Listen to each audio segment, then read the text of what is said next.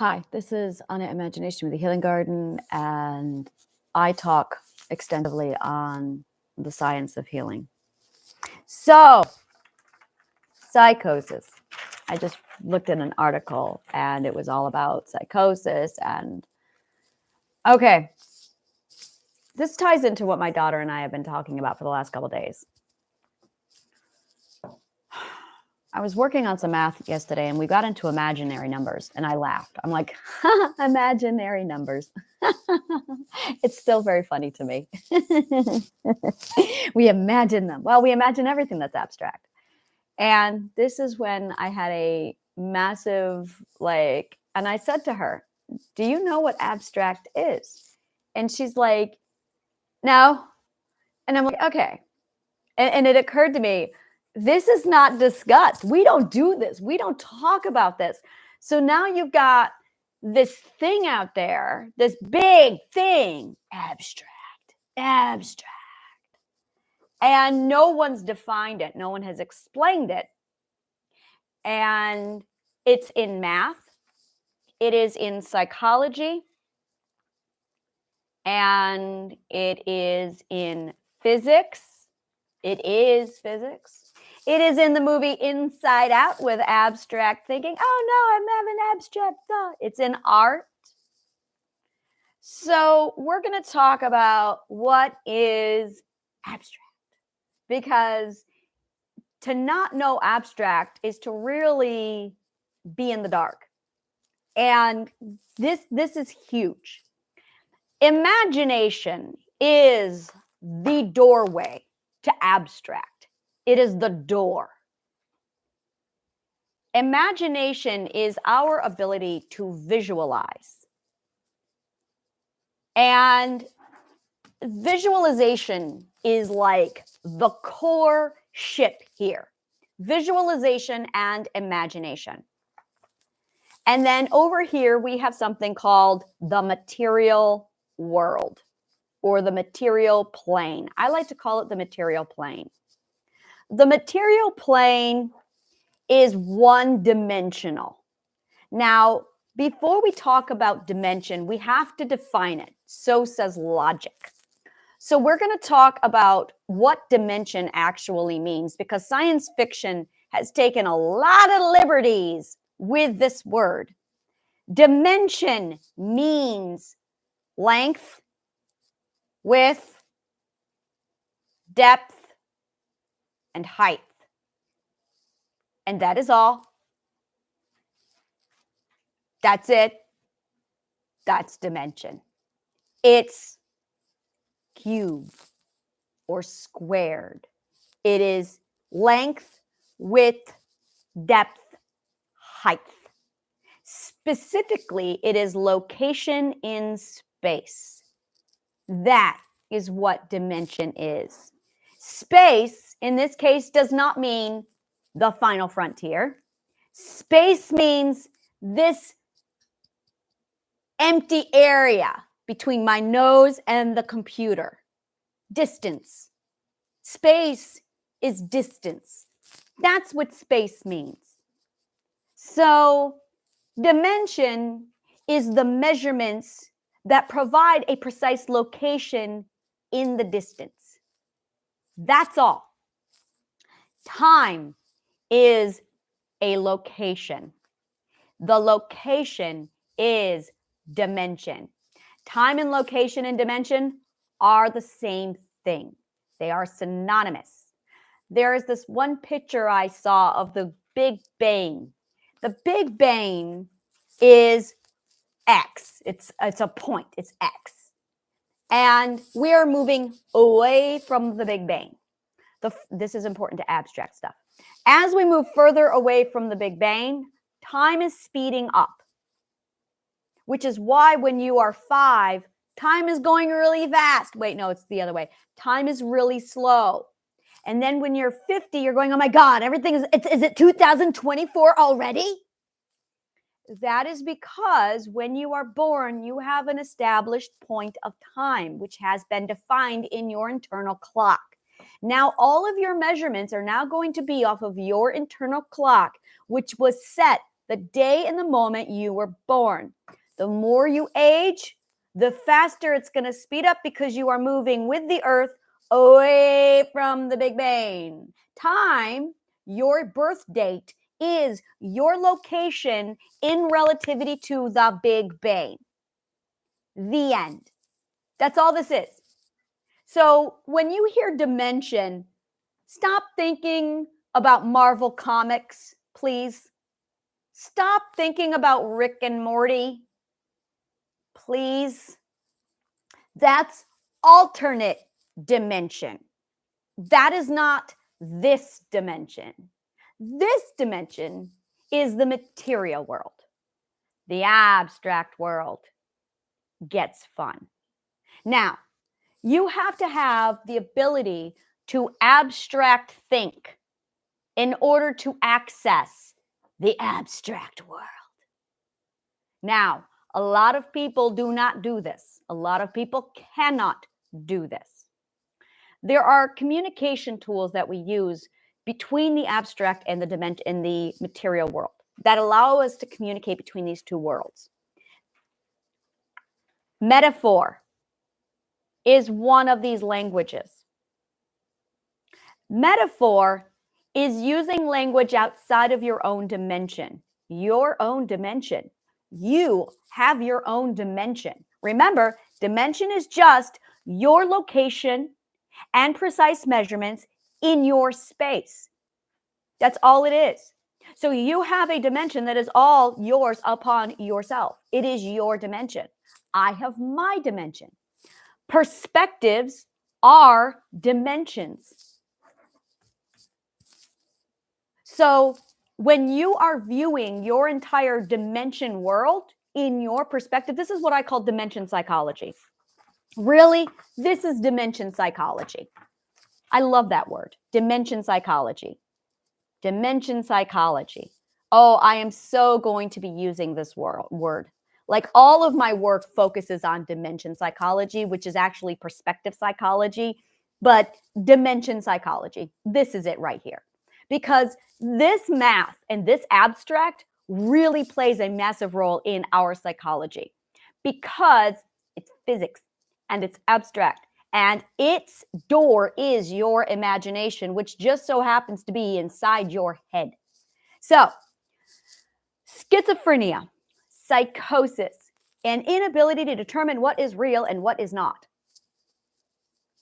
You do not have the luxury of commenting or having the opinion on these things until and unless you have studied dimension theory, physics, psychology, metaphysics, and philosophy.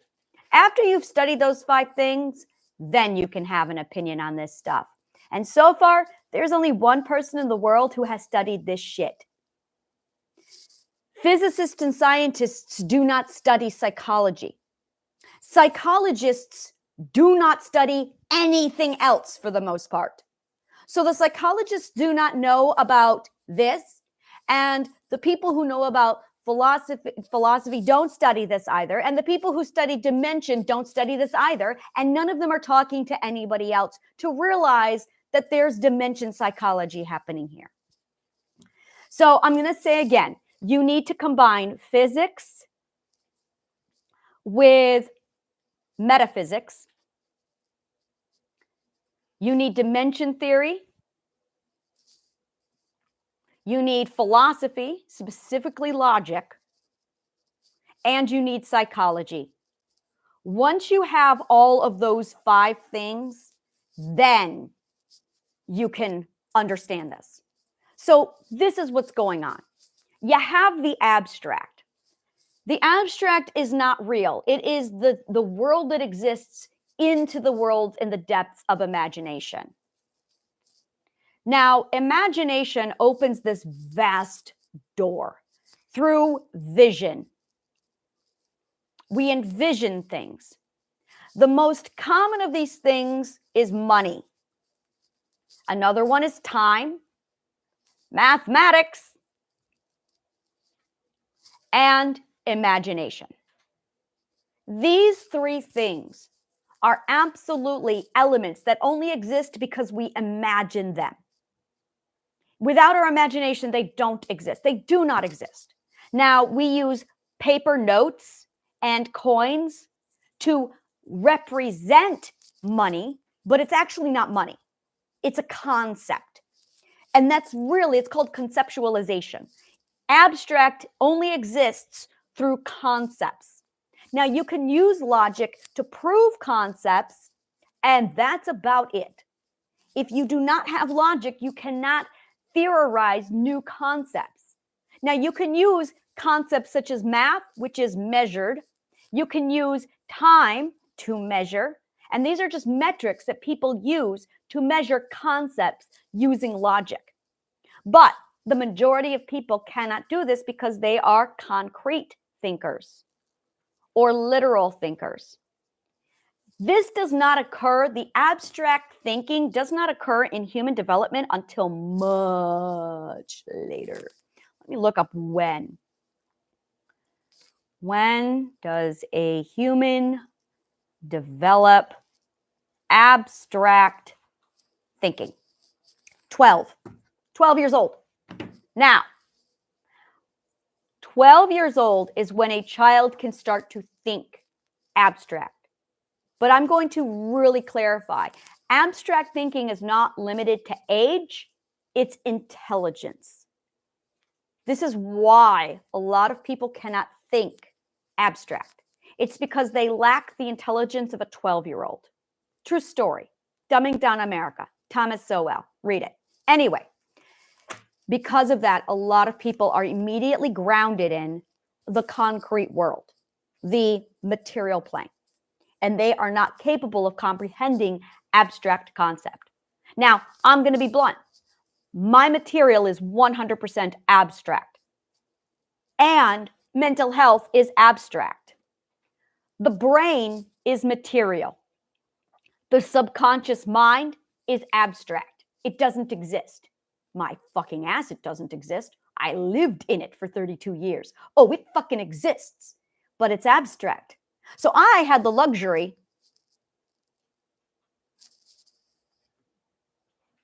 yes, luxury of living in the abstract world for 32 years, which is why this is my playground. It is because I grew up in the abstract. It's the material plane that it's not compatible with me. So really, let's talk about what the abstract world is. Gravity is abstract. Gravity is abstract. It is the things that exist that you can't see. Bottom line, it is the invisible world. Technically, if you have faith, and this is where it gets amusing to me. This is really where it gets amusing, because you have people of faith who use faith, deny proof, to gravitate toward the abstract without science. Because they have been taught that that's dangerous. Oh, but they can feel it. Everyone can feel it. What you're feeling is physics. But because their education is so low, they don't know about physics. So you can feel physics. You can feel electricity. You can feel magnets. You can feel energy. And we behave, well, we are mirrors. And when you apply the laws of physics, electricity, magnets, energy, and mirrors to a human subconscious mind, they're identical. All of a sudden, you literally have the laws of the psychology. You have the laws of the mind. It is extraordinary. Now, again, all of this stuff is invisible. So you have to use logic to navigate it. And logic outsciences science all the time. I'm going to say that again. Logic outsciences science all the time. Logicians and philosophers prove shit long before scientists do, because scientists don't study philosophy, because scientists don't have logic. Because they lack logic, they can't make logical deductions based off of their own material. Logic is math. Logic is a whole nother branch of mathematics. Again, we're talking abstract here. This is all oh yeah, this is my juice. This is my happy place. Abstract is amazing. Abstract is, and I'm saying this while I'm looking at this extraordinary abstract painting on my wall, by the way. Abstract is imagination. Really, she's just solid, pure, complete, and total, nothing but imagination. That is what abstract is. And our imagination is governed by the laws of physics. Oh, I'm going to say that again. Our imaginations are governed by the laws of physics. And as a result, there's a whole lot of stuff happening in there that interferes with our imaginations. Our imaginations literally define our perspective, our reality. Our reality is 100% built off of our logic and our truth. We are first and foremost abstract. We are abstract before we are material. The material is just the outer shell. Oh, I'm going to say that again. The material is just our outer shell. There is far more to a human being with the abstract than there is material. We are more abstract than we are material. But because we can't see it, and because our educational system is shit, there's a lot of people who don't know this. There's a lot of people who still don't understand what abstract is. So I'm going to go over to the wonderful world of definition. Abstract, existing in thought or as an idea, but not having a physical or concrete existence. Existing in thought. There you go. It is a world that literally exists just in thought. So you have the thought world, the world of imagination, and you have this world, the physical world. Now, everything begins in the abstract world, including cell phones. These things were imagined long before they were put into our hands. Compliments of Star Trek. Everything that we see started off in the abstract world. Everything begins in the abstract world, and then it is brought over into the physical world. 100%. Abstract to physical. So that by the time it arrives in the physical world, this is when a lot of people start believing. And even then, like the flat worldists, there are people who don't. So you have the people who imagine it and live in the abstract world, who bring it over into the physical world where the population receives it and goes, whoa, this is cool. And then you have people who are monkeys because they just don't believe anything. That's literally, they're de-evolved. There's just no other word for it. They are de-evolved to the point where they are just not going to believe it. Doubting is when you need the logic. That's what doubting means. I need the logic. That's not a problem. That is actually a really good thing to have, to need the logic. Proof exists first and foremost in the abstract. Faith is in the physical realm. And then there's just stubborn. And that's really it. It's a refusal to grow.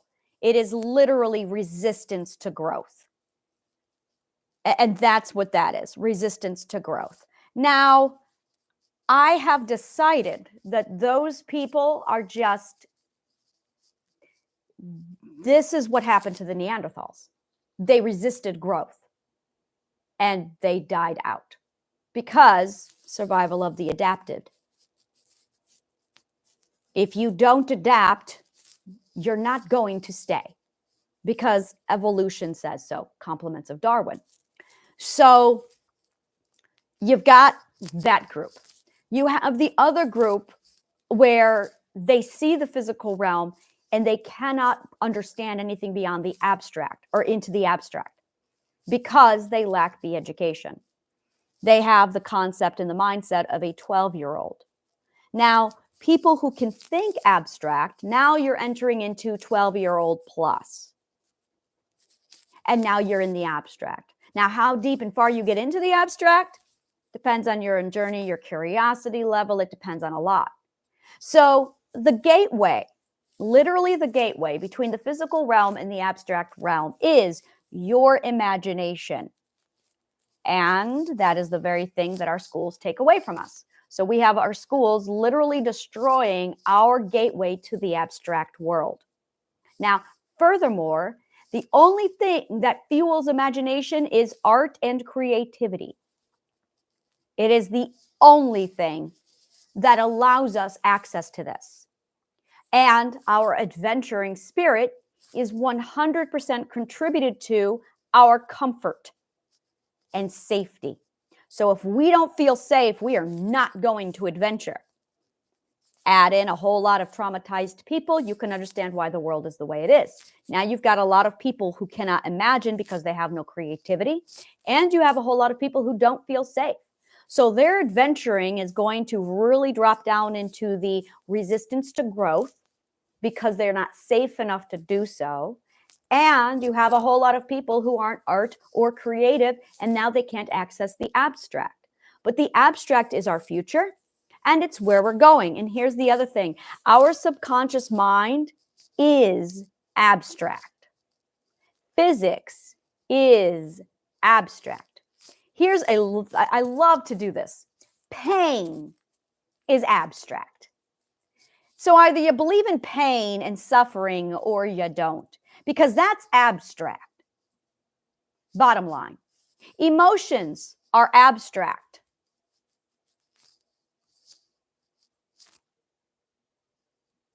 Trauma is abstract. So if you want to heal trauma, you're going to have to learn how to navigate the abstract world. And the only way you can access this concept is through imagination and safety. There is no other way. There is no other way, which is why a whole lot of people are suffering and stuck in the resistance to growth stage, or the I'm going to have nothing but faith stage, or the material plane. So that's really what's going on, is you've got a lot of people who are stuck in the material plane. And you cannot heal yourself in the material plane. You're going to have to cross over to the abstract. There's only one way to get here: imagination. Now, once you step into the wonderful world of the abstract, we have a rule here. And the first rule is logic. That is the law here. That is the law. You don't get to touch this world without logic, because you are navigating the world of imagination. Even in fictional writing world, you have to invent a logic law and adhere to it. First rule of fiction fantasy writing. First rule of fiction science fiction writing. If you are going to write a fiction, you must follow and obey the rules of your own logic. I'm a fantasy author. This was my mastery. I had to invent a magic system. A magic system is fantasy author talk for the laws of logic in that world.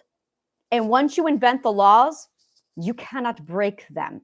If you do, you are a shitty author. True story. For instance, C.S. Lewis broke them, which is why he's a shitty author, is because he invented the logic lines and then he broke them. When he put Santa Claus in the middle of Narnia. Sloppy, sloppy writing. So you have your magic line.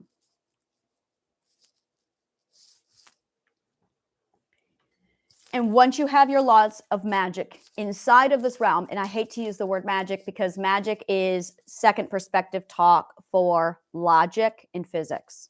Magic means physics. It's physics for dumb people. That's what magic is. And once you understand, this is 100% an educational thing, and it's really an educational hierarchy. It really is. Darwin says so. Science says so. I'm going to call the duck a duck. This is an educational hierarchy. And it isn't a food chain. It is not survival of the fittest. It is survival of the smartest. Bottom line, because the dumb die out. It is very much an educational hierarchy. And evolution is the development of our intelligence. And if you don't get smarter, you die. Ask the Neanderthals how that went for them. Bottom line. So you've got these hierarchies. And this is the interesting thing is mental illness is rampant in the uneducated realm. The more uneducated you are, the more mental illness you have. Now, you do have the ability to expand your mind and get out of it, but it's going to take you education. Literally, it's suffer or learn. Bottom line, it's suffer or learn. Those are your choices. And if you don't learn, you will suffer. And this is the best part.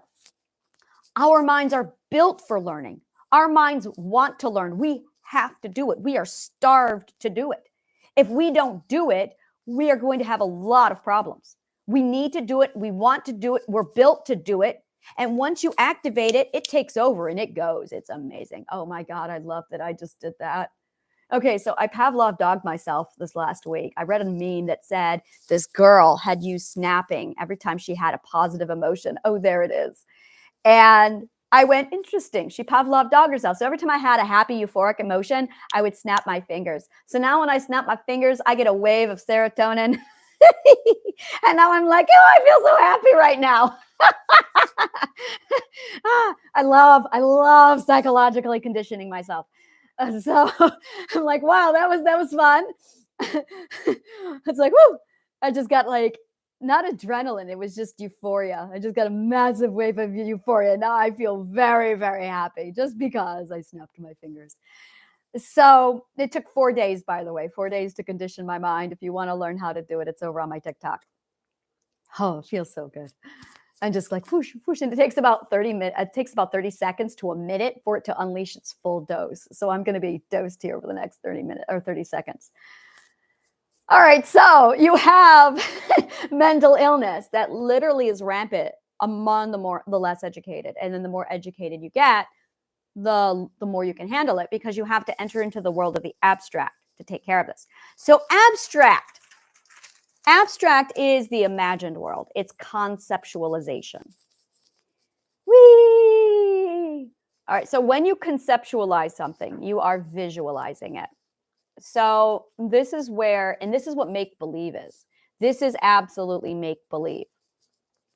When we give dolls to our children, what we are really giving them is puppets and stages. And oh my God, do I have such an adrenaline rush right now. Okay. So when you give dolls and puppets to your children, what you are really doing, when you give dolls to your children, you're not giving them boy and girl roles. What you're really doing is giving them actors to play on stage. And you are giving them theatrical props.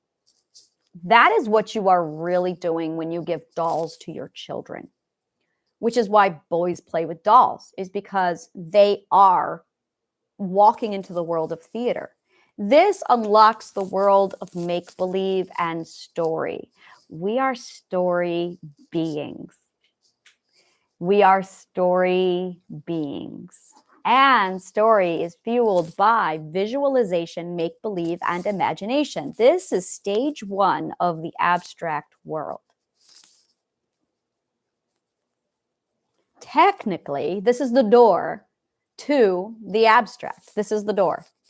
Toddlers and children, young children, play in the doorway of this world from the time they are 1.5 to 2 years old to the time they are, when does school start destroying this out of us? 6 years old. When you start to lose fun and joy, 2nd grade. 2nd grade. That's when they stop making school fun. So we have about 6 years where we are playing in the doorway of imagination. Now, when you start to enter into this world, you got to make up the rules. And if you don't make up the rules, well, it can get scary. This is where people talk about schizophrenia. This is where people talk about psychosis. And we have a significant fear of imagination. So we're going to talk about the fear of reality. I've had people say this to me so many times. I don't know what's real, and that scares me. We really need to just talk about that. I don't know what's real, and that scares me. I know why too. How do I break down the fear of reality? Fear of not knowing what's real. When you step into the world of abstract, wow, there's no way I'm going to be able to do this using conventional method.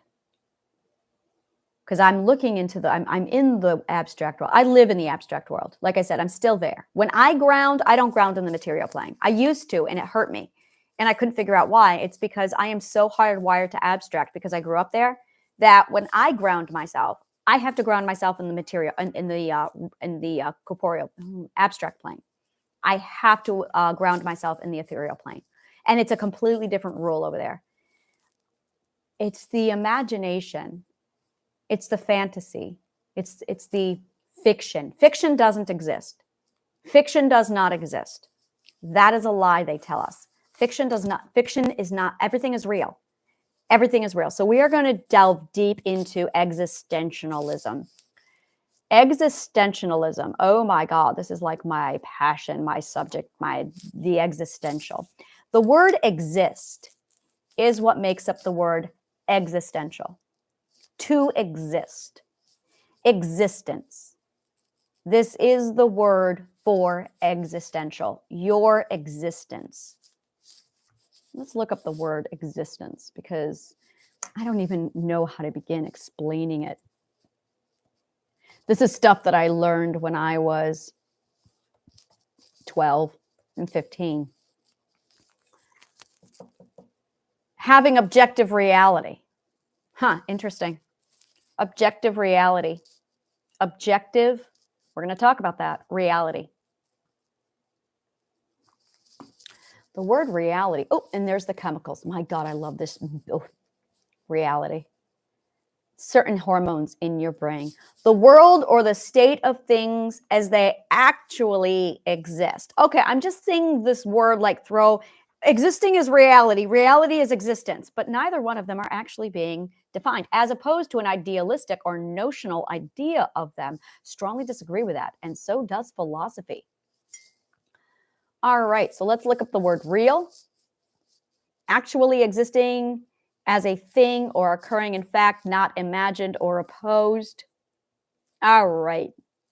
We're going to go philosophy because these are there's the philosophical definition and then there's and you're in the world of existentialism, so we're going to have to go with philosophy's definition. Truth is what people define as real. Truth. Okay. Reality is defined by your perception of. Truth is your perception, and that is based off of the logic line. Your logic is what grounds you in your truth, which gives you your perceived reality, which is imagined, and that is your perspective. Your perspective is based off of your cognitive core, which is made up of 5 parts: your identity, your values, and your ethics, your beliefs, which should be fluid and not fixed, your naming, and your owning. That makes up your perspective. It is a combination of your autonomy, your authority, and your security, as defined by my philosopher's compass, which is based off of Socratic method. Socratic was Socrates' work. And that defines your logic line, which defines your truth. This is all subjective. So you are the only person who can determine what is real for you. I'm going to really emphasize that. What is real for you? Because what is real for you is not going to be the same thing that is real for me. And this is one of the things we all fight about, is what is real. Well, what is real for me is going to be different than what is real for you, because what is real is defined by our truth and our logic, which is defined only by what we are being subjected to. Oh, I am having such a high right now from this. I love this thing. I snapped my fingers and I'm just like, I feel high and drugged right now because of my hormones. And I'm like, yes. Happy hormone. So, once you define your logic line, once you know your logical truth, and your logical truth is defined by what you love, what gives you joy, and what you value. Those are your logic lines. Once you have those three things defined, they combine to make up your logic, your personal truth. This is what I mean by your logical health. So that when other people come in and they tell you bullshit and it goes into your system, you need to have such strong authority that you can hear that bullshit and go, well, that's bullshit. And if you lack authority, you're going to absorb it because you're not being objective. You have to be objective in order to protect your logical truth. This is where mental illness comes from. This is it right here. This is the cause of mental health. Is somebody has compromised your logical truth by telling you what they think reality should be, but reality is subjective to your truth. This is why logic dictates the abstract world. Now, physics interferes with your imagination because physics is made up of energy and force, and there's a whole lot of stuff that's playing interference, and it's all interacting with your imagination. For instance, I snapped my fingers and now my amygdala went, woohoo, juice, and it just yeah, that is it's like a roller coaster in my mind. Woo, juice. And now my imagination is running 1,000,000 miles a minute because I've got all these hormones in my brain because I snapped my fingers because I thought it would be a great idea to Pavlov dog myself.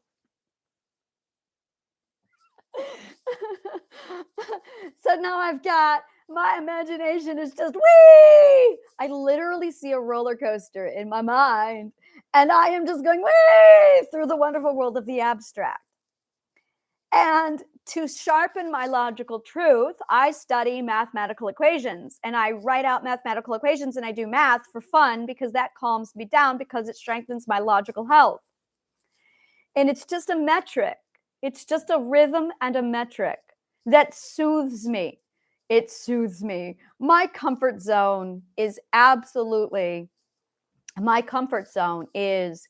numbers, math, and rhythm because I grew up in the abstract plane. So this is why you're scared. You, as into whom it may apply. You are scared because you don't know what the abstract world is, and it's scary because it's an unknown and you don't know who you are in the abstract world. That's why. It is a world of thought. It is a world of without limitations. It is infinite. It is more real than this one here. So that when you think something, placebo effect, it happens. So that if you imagine it, it can become manifestation. It is very powerful. And it is run and governed by the laws of physics, imagination, mathematics, and geometry. I love architecture. It's one of the things that I adore. And one of the things I say a lot is the reason why I love architecture is because it's geometry in real life.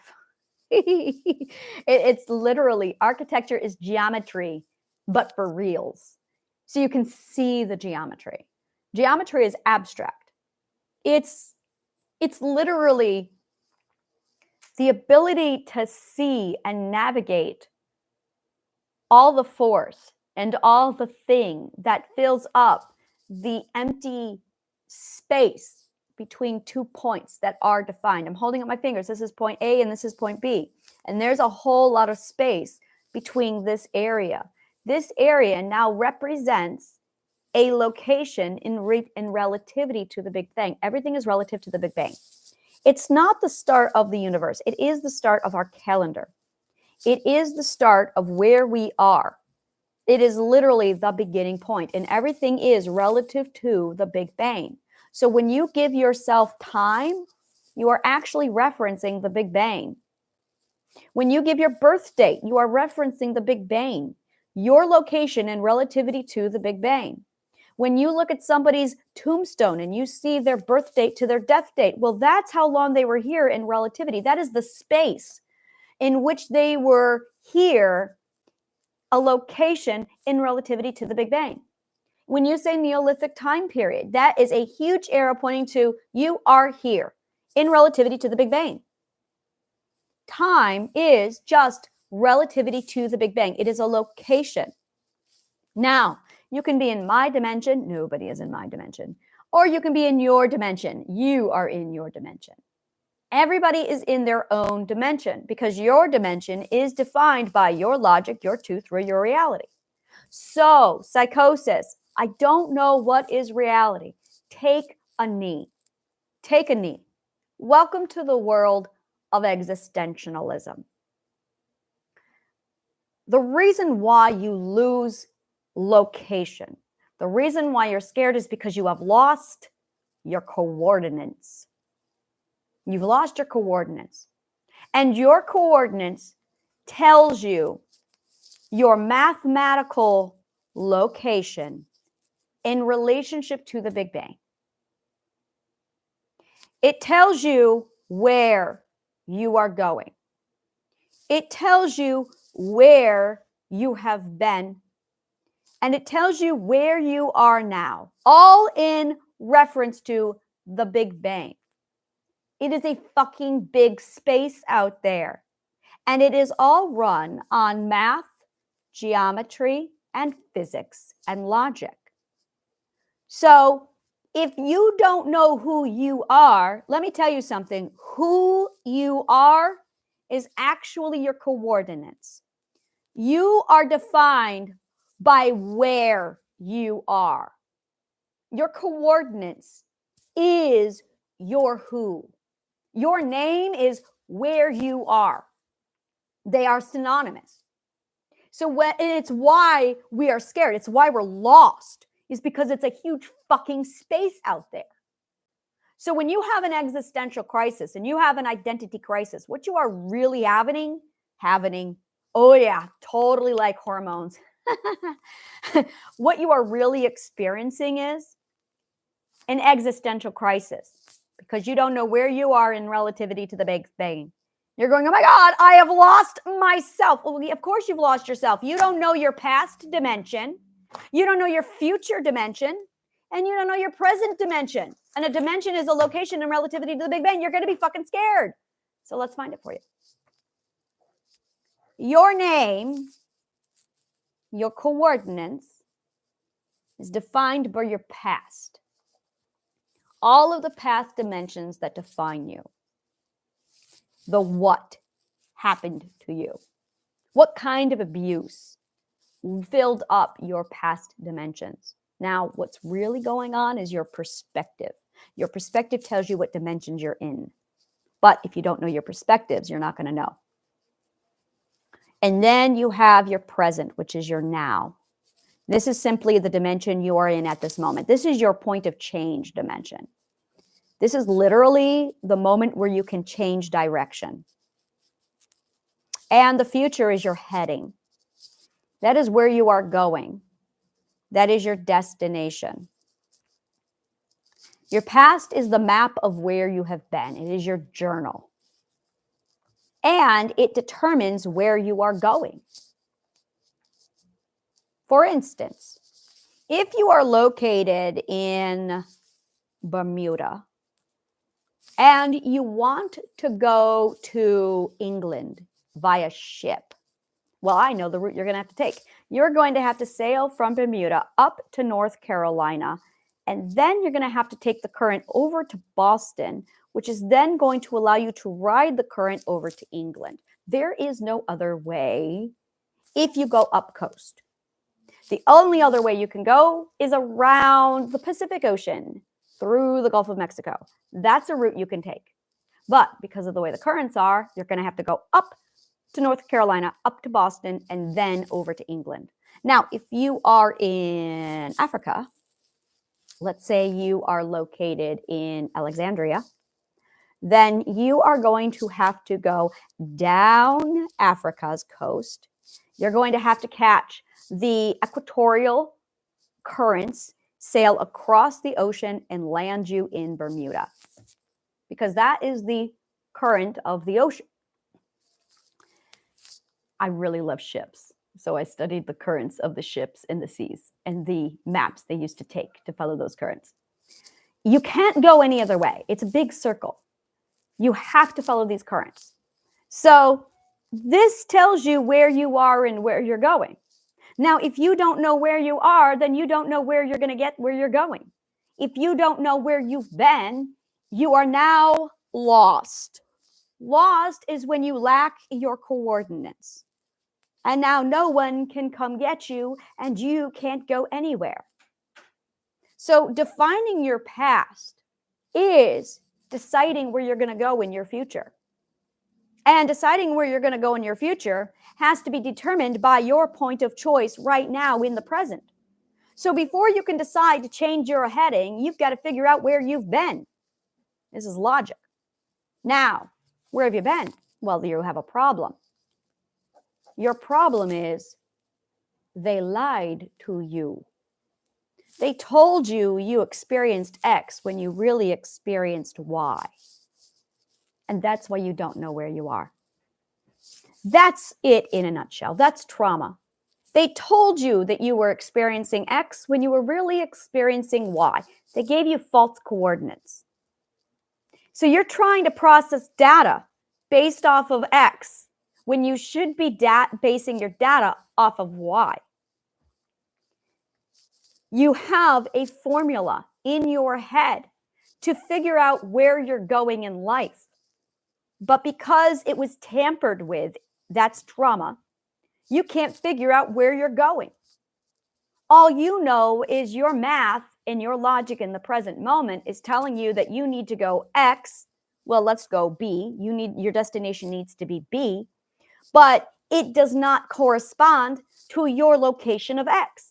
That doesn't make sense, which is why you can't get over your trauma, is because the trauma is wrong. The data is wrong because they lied to you so they could abuse you. So you think you suffered from trauma X when you really suffered from trauma Y. Now, once you understand that you really suffered from trauma Y, now you can get your coordinates to match B. B will now make sense. Oh, I know how to get to B now because I am at Y, not X. Because according to X, I have to take this route. You're trying to take the wrong route. Because you're trying to take the wrong route, you're not getting where you want to go because you are trying to deal with the wrong obstacles. You are distracted. They did that so they could keep abusing you. So while you're arguing over red herrings, you're missing the point that they lied to you and you're dealing with the wrong problem. Because you're dealing with the wrong problem, you're trying to solve something with long division when you should be subtracting. And as a result, you can't get to B. Because you can't get to B, you're stuck. The more logic you figure this shit out, the more you can see where they lied to you. You can see the logical miscommunication and the error. You can correct it because you're now logical and you understand that Y is where you need to be to get to B. But you think you're at X. Welcome to the abstract world. It's really cool over here. So when you are at a point where you don't know what is reality, what you are really doing is entering into the world of the abstract, where reality is subjective. It is defined by you. That's why it's scary. You don't know what's real because you have lost who you are. You lack a defined self. The defined self is the core of your reality. And if you don't know what your reality is, you're screwed. You can figure it out. Welcome to the Philosopher's Compass. But the defined self is the foundation to your reality because reality is subjective, because we exist first and foremost in the abstract world. But because they lied to you and told you that it doesn't exist, you're trying to function in a material world, which is a fraction of the truth, which is a fraction of the puzzle. So you're trying to build a big picture with literally 5 pieces to a puzzle, a very small percentage. And you're being told that reality only exists within these 5 little pieces of world. And it's not making any sense. It's not compatible because there's a whole lot of world out there that you can't see because it's abstract, because it's conceptualized. And if you don't know how to walk among the abstract and the ethereal, you're not going to go anywhere. You have to become a dimension walker. You have to become an ethereal walker. And I use these words because they sound fucking cool. No other reason. An ethereal walker, a dimension walker, it means that I know how to shift perspective because I know how to move and shift within the abstract world. Does it give you out-of-body experiences? Well, you're tapping into the physics of your brain. Do you know what's in your brain? This is one of my favorite parts to say. I love this. You have electrical wiring going all through your spinal cord and into your brain. You also have a chemistry lab on top of your neck. And you have a satellite in your head. And you happen to be standing on top of an electromagnetic field. Science, if they studied psychology, would say, you're going to feel that shit. But they don't say it because they haven't studied psychology. And psychologists haven't studied this stuff. So no one's making the connection. That you've got electrical wiring all up and down your spinal cord, all in your head. You have a chemistry lab in your brain. It's called the amygdala. You have a satellite that grows and shrinks. The satellite, the hippocampus, gets smaller under trauma. Isn't that interesting? Oh, I have so much to say about that. And it gets bigger when you learn. Let's look at the hippocampus for a minute. This is a walnut-sized thing in your brain that literally is next to the amygdala. The amygdala produces your fear. Fun neuroscience fact. Empathy and compassion come from the cognitive frontal lobe. It does not come from the amygdala. Not all of our emotions come from the amygdala. Only fear does. Your hippocampus, the larger it grows, the more it suppresses and pushes down literally on the amygdala, which shrinks the amygdala because now the amygdala can't release fear and dump shit into your brain. So you have more control over what your amygdala is allowed to suppress and secrete regarding fear. Fear is incompatible with logic because the more logic you have, the bigger the hippocampus grows. The more trauma you have, the more it shrinks. At the 6th perspective, you finally have that hippocampus so enlarged that fear, the amygdala, is pressured and it gets large enough that it becomes a satellite and it picks up on that electromagnetic field. This is when your hippocampus becomes a satellite, is when you hit the 6th perspective. And that's when you can really feel physics on a whole nother level. Now, you can feel physics, math, and logic when you're 2 years old. 2 years old is really when you can start to feel the physics. And you feel it in something called your intuition. And then you feel it again at 6 years old, if you are free to educate yourself without suppression. But chances are you were abused, so you never made it that far. Most people never make it this far. As a result, when you finally do make it to the 6th perspective, that is when your hippocampus gets enlarged enough and you plug into physics. But if you do not evolve, if you do not learn, you're never going to get there. And it is the fifth and the sixth perspective that you start to really prioritize this, that you really start to work on mental health. But you are not going to work on mental health and start fixing yourself until you get smart enough. Literally. Science says so. Science says so. That you cannot. You lack the ethics. You lack the ability to access the abstract mind. You can't do it. You have to get smarter to end your suffering. Literally, literally, it's a choice between suffer or learn. And this is exactly what it means. Science says so. You cannot solve your mental problems unless you learn. The more you learn, the more this allows you to access your sixth perspective and your hippocampus, and then it allows you to start processing the abstract world. Once you start processing the abstract world, now you're good. So how do you start exercising and practicing it? Sudoku is a phenomenal way to start. Sudoku is phenomenal. Math problems, equations, learning math. Read. Become curious. In order to get to this point, start with art. Start with art. Start with creativity. Play with dolls. Go theater. Go art. Go dance.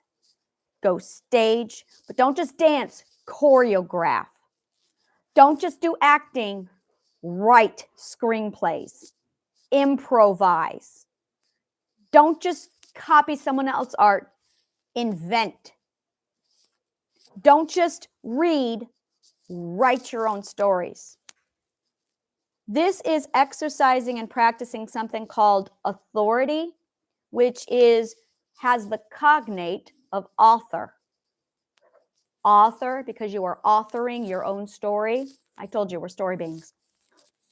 Once you establish your authority over your art, you will develop imagination and creativity. While you are doing that, you want to get into your comfort zone. You must have joy, which is accessed through imagination, creativity, and art. And you also must have love. You must do what you love. And you must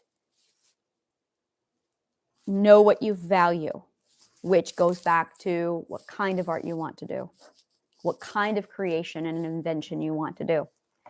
With that, now you want to basically indulge on that comfort. The more you indulge on the comfort, the more that finally fills up. And then you want to look for the emotion boredom, which tells you it's time to adventure. That is when the learning ethic kicks in. That is when it's time to start studying. As soon as you get the ethic in for adventuring and learning and curiosity, that is when you start choosing what it is you want to learn. Mathematics is huge to start with. Math and geometry. Math, geometry, and logic.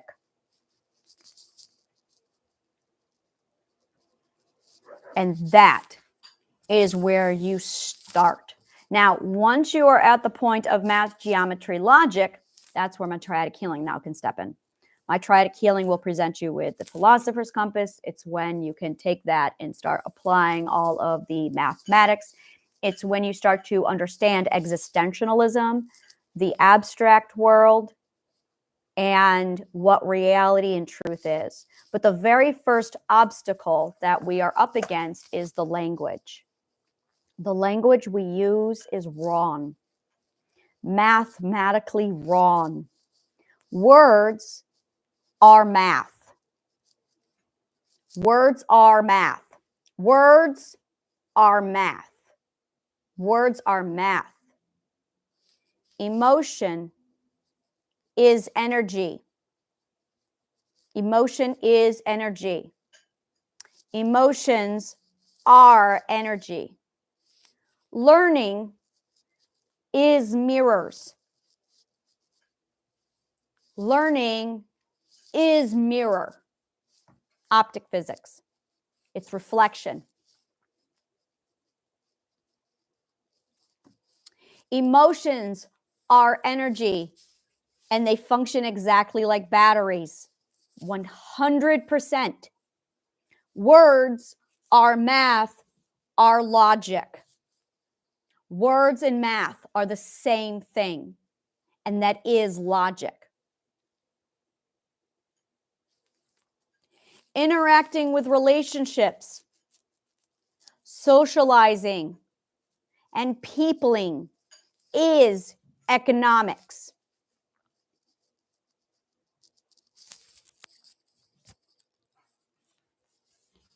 You only have 4 massive functions inside of your entire psychology that is the abstract. Your logic, your communication law. It is the transference of data and comprehension, which is compromised during trauma. Batteries. Understanding how energy through emotions ebb and flow to create positive and negative mindsets. Positive and negative because it's emotions, which is energy, which is battery law. Learning is mirroring. Mirror, repetition, response. It is how we learn. Reflection is the law of learning. Reflection is the law of learning. As soon as you understand the law of reflection, you understand learning. Relationships, socials, that's all economics. That is emotional transaction. Emotional transactions of human connection is 100% economics. You cannot connect like a battery with energy, with positive and negative charges, with a human being without engaging in economics through emotional transactions. You have to understand how resources work. You have to understand giving, receiving, taking, how non-consent and authority play a massive part in all of this. You have to have your autonomy. You have to have your authority, and you have to have your security, which is my psych talk for you have to know your past, your present, and your future, which is my psych talk for the mathematical deduction of what dimension you are in when it comes to knowing your coordinates in relationship to the Big Bang. So dimension theory, your coordinates, is directly linked to your past, your present, your future self, which is directly linked to your identity, which is made up of your autonomy, authority, security, which gives you your logical health, which defines your truth and your reality. Because no one knows this shit, everyone is broken. This is how I fixed my shit. I figured this shit out. And I went, oh, well, that makes sense. And then I plugged it all in because it's a formula. I plugged it all in and I went, boom, it's gone. It really is gone. It's awesome. And as soon as I figured out the formula, which is what I'm doing now, is I'm writing down the actual formula and I'm handing it over to science going, look, I created a new science.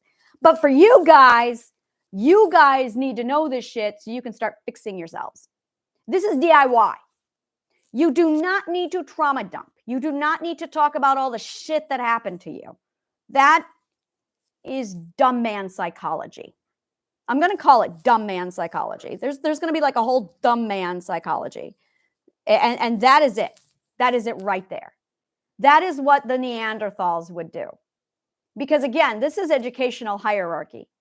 And either you survival of the smartest. Look at the Neanderthals. I mean, and this is it.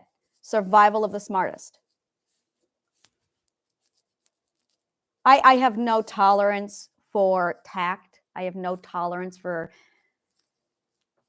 I am empathetic to a person, to a group of people who have a whole lot of society ramming garbage down their throat.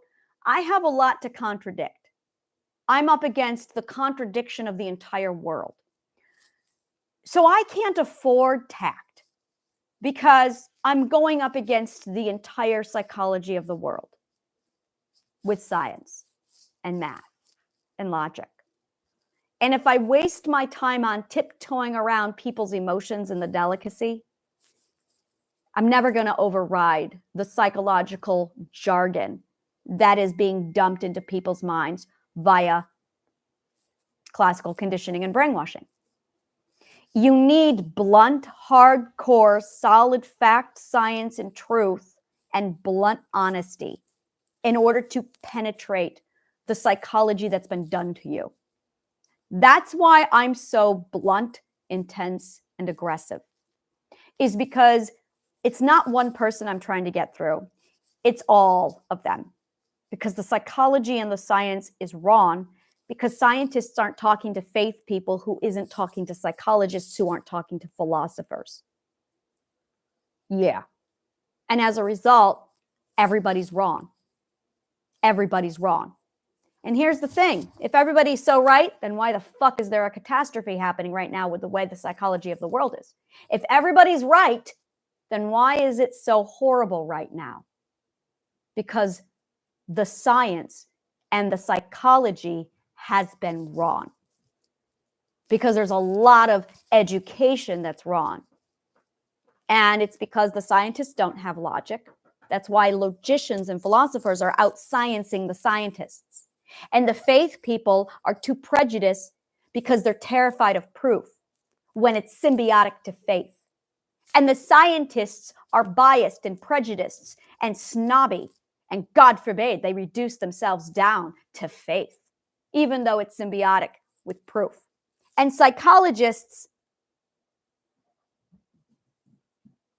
are trying to do science and failing because they have absolutely nothing else in their corner. And educators are just repeating and parroting a bunch of jargon that a bunch of manipulators have passed down to make sure we whitewash the country in the exact precise way. And no one has imagination. And everybody is denying the abstract world that is. And no one knows how to navigate the abstract world because it requires imagination and logic, which nobody has. And once you step into the abstract world, you need psychology, which the psychologists are hoarding and doing it badly. Welcome to interdisciplinary studies, a lost science since the 4th century. So, to fix your brain, start with art, joy, love, comfort zone. Get to the point of boredom. Get so comfortable that you're bored. Then, after you reach boredom, switch over to curiosity, adventure, and make sure you track down logic. Now, do not do this prematurely. You got to have your surplus of comfort first, because if you don't feel safe enough to learn, you're not going to learn. Don't rush into this. Urgency is the thing of the devil. Urgency is an abusive tool to get you to conform. So you have to throw away time, because time belongs in the abstract world, and it's just a location. It's not anything else. It's just a location. Oh, it exists, but it's a coordinate. Time is a coordinate.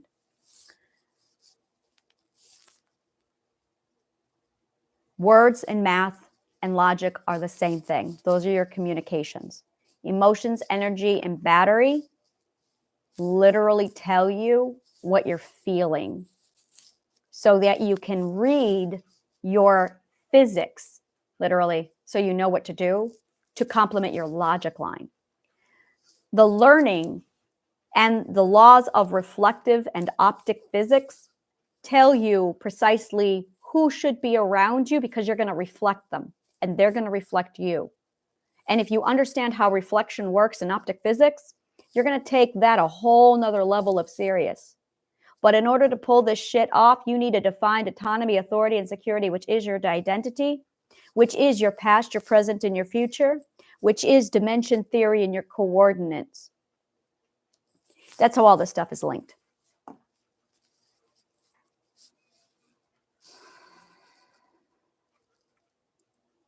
But everyone is focused on having relationships and socializing without any of this other stuff taken care of. And that's why the divorce rate is so high. So this is what's wrong with the world today, is no one has this information. My summit is on the 19th, 20th, and 21st of January, where we are going to delve deep into all of this. And I'm going to be breaking it down into exercises, workshops. It's a full 3-day summit. The information and the link is down below.